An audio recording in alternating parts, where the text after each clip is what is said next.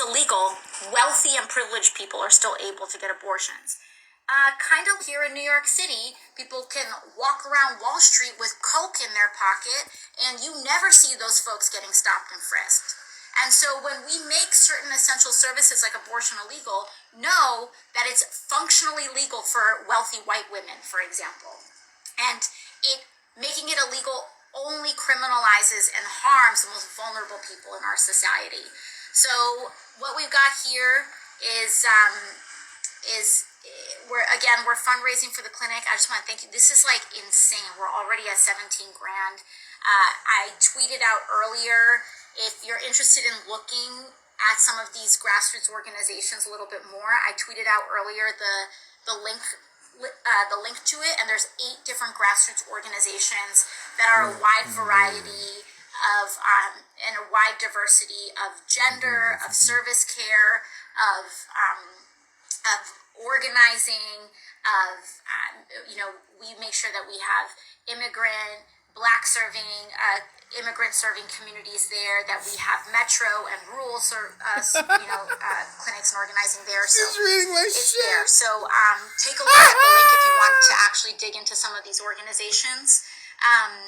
But I mean, there's the other issue too, where we need to keep it real, where right now we actually have the ability, thanks to you all, and we have the ability to stop all of this right now. Because we have a Democratic majority Senate, we have a Democratic House, and we have a Democratic White House. And so this isn't just about blaming Republicans. Democrats need to step it up. And they're not fighting this. I'll be the first to tell you that my party isn't fighting hard enough, and we need to fight harder for this. I am appalled when I'm in these conversations in the House and the reluctance that people have towards reforming gerrymandering and actually standing up to dark money in politics, because people have been reliant on these things for so long. And I just feel like there comes a point where, you know what, if it means there are some things that are so important that it's worth our seat.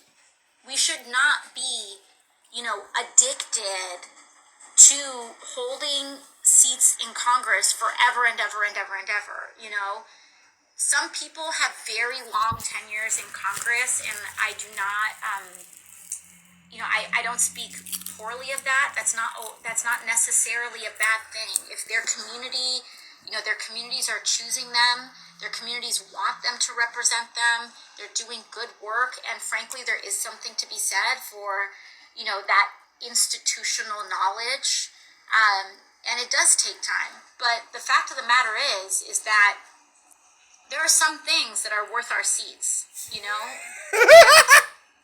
If we can reform gerrymandering, if we can get dark money out of politics, that's worth it. It's worth it. And the thing is that it's not just the cost of doing it personally, or the cost of not doing it is our democracy. The cost of not ending the filibuster right now is our democracy. And people don't have to worry about the fact that they didn't gerrymander or do anything like that in the future, because, our democracy will be flushed down the toilet if we do not protect the right to vote. That is just what it is. That is the precipice that we're at right now.